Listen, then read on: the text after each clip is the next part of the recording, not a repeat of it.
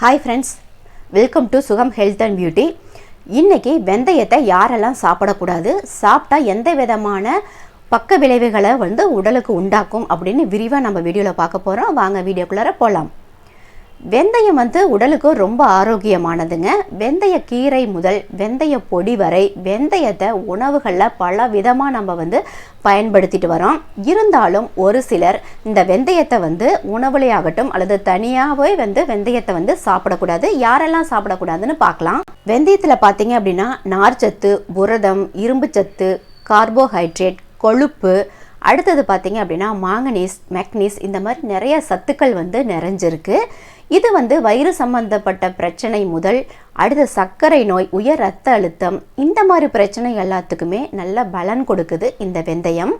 இந்த மாதிரி உடலுக்கு பல நன்மைகளை வெந்தயம் அளித்தாலும் எந்த ஒரு உணவுப் பொருளையும் அளவுக்கு அதிகமாக எடுத்தோம் அப்படின்னா அது பல பிரச்சனைகளை உண்டாக்கிரும். அந்த வகையில் வெந்தயமுமே அளவுக்கு அதிகமாக எடுக்கக்கூடாது. ஒரு சிலர் பார்த்தீங்கன்னா இது சர்க்கரை நோய்க்கு நல்லது அப்படின்னு அளவுக்கு அதிகமாக எடுப்பீங்க.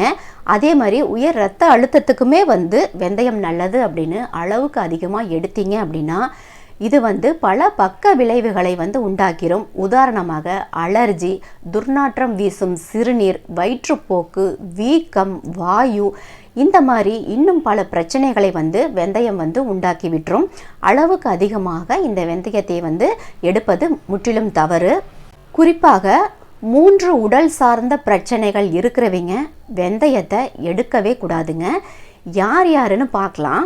ஃபஸ்ட்டு பார்த்தீங்க அப்படின்னா கர்ப்பிணி பெண்கள் வெந்தயத்தை எடுக்கிறத அவாய்ட் பண்ணிக்கணும். இவங்க வெந்தயத்தை எடுத்தாங்க அப்படின்னா அவங்களுக்கு எனி டைம் பார்த்திங்கன்னா குமட்டல் இருக்கிற மாதிரியே ஒரு அசௌகரியம் இருக்குங்க. அதையும் மீறி வெந்தயத்தை எடுத்தீங்க அப்படின்னா வயிறு உப்புசம், வயிற்றுப்போக்கு, வாயு பிரச்சனை, செரிமான பிரச்சனை, இந்த மாதிரி பல பிரச்சனைகளை வெந்தயம் கர்ப்பிணி பெண்களுக்கு உண்டாக்கிரும். அதனால் கர்ப்பிணி பெண்கள் வெந்தயத்தை எடுக்கிறது தவிர்த்தல் நல்லது. அடுத்தது பார்த்தீங்க அப்படின்னா சுவாசம் சம்மந்தப்பட்ட நோய் இருக்கிறவங்க அதற்கு தகுந்த மாதிரி மருத்துவரோட ஆலோசனைப்படி மெடிசன் எடுத்துகிட்ருப்பீங்க. சுவாசம் சம்மந்தப்பட்ட பிரச்சனை இருந்துச்சுன்னா நீங்கள் மெடிசன் எடுத்துகிட்ருப்பீங்க. அப்படி மெடிசன் எடுத்துகிட்ருக்கிறவங்க வெந்தயம் சாப்பிடக்கூடாது. ஏன்னா இது பல பக்க விளைவுகளை உண்டாக்கிரும். சுவாசம் சம்பந்தப்பட்ட பிரச்சனை இருக்கிறவங்களும் கர்ப்பிணி பெண்களும் வெந்தயத்தை தவிர்ப்பது நல்லது. இன்னும் ஒரு சில உடல் சார்ந்த பிரச்சனை இருக்கிறவங்களும் வெந்தயம் எடுத்துக்கக்கூடாது. அந்த வகையில் பார்க்குறப்ப உயர் ரத்த அழுத்தத்திற்காக நீங்கள் மருத்துவரோட ஆலோசனைப்படி மெடிசன் எடுத்துகிட்ருப்பீங்க. இந்த மெடிசன் பார்த்தீங்கன்னா உங்களுடைய ரத்த அளவை கட்டுக்குள்ளே வைக்கிறதுக்கு ஹெல்ப் பண்ணுது. அப்படி மெடிசன் எடுத்துகிட்டு இருக்கும்போது வெந்தயமும் சேர்த்து எடுத்திங்கன்னா இன்னுமே பார்த்தீங்கன்னா ரத்த அளவை கண்ட்ரோல் பண்ணி ரொம்ப லோ அப்படிங்கிற ஸ்டேஜுக்கு கொண்டு போயிடும். அதனால் உயர் ரத்த அழுத்தம் இருக்கும்போது மெடிசன் எடுக்கும்போதும் வெந்தயத்தை முற்றிலும் தவிர்ப்பது நல்லது.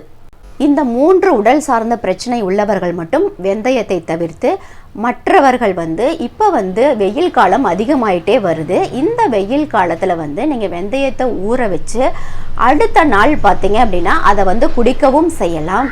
அப்படி இல்லை அப்படின்னா அந்த ஊற வைத்த வெந்தயத்தை அரைத்து தலைக்கு நீங்கள் அப்ளை பண்ணிவிட்டு ஒரு 10 நிமிஷம் அல்லது ஒரு 20 நிமிஷம் வச்சுருந்துட்டு வாஷ் பண்ணிடலாம். இது பார்த்திங்கன்னா இந்த வெயில் காலத்தில் சூடு பிரச்சனை இருக்கிறவங்களுக்கெல்லாம் அந்த சூட்டை குறைத்து உடலை குளிர்ச்சியாக வைக்க உதவும். ஓகே ஃப்ரெண்ட்ஸ், இந்த மாதிரி ஹெல்த் டிப்ஸ் ரிலேட்டட் வீடியோஸ் நம்மளோட சேனலில் போட்டுகிட்டே இருக்கோம். போய் மறக்காமல் விசிட் பண்ணி பாருங்கள். நம்மளோட சேனலை இன்னும் சப்ஸ்கிரைப் பண்ணாதவங்க சப்ஸ்கிரைப் பண்ணிவிட்டு ஆளுங்கிற பெல் ஐக்கானை கிளிக் பண்ணிக்கோங்க. அப்போ தான் நம்ம போடுற வீடியோஸ் உடனுக்குடன் உங்களுக்கு நோட்டிஃபிகேஷன் வரும். இந்த வீடியோ உங்களுக்கு பிடிச்சிருந்தது அப்படின்னா மறக்காமல் லைக் பண்ணிவிட்டு உங்கள் ஃப்ரெண்ட்ஸ் அண்ட் ஃபேமிலிக்கு ஷேர் பண்ணுங்கள். மீண்டும் அடுத்த ஹெல்த் அண்ட் பியூட்டி வீடியோஸில் உங்களை சந்திக்கிறேன். நன்றி, வணக்கம்.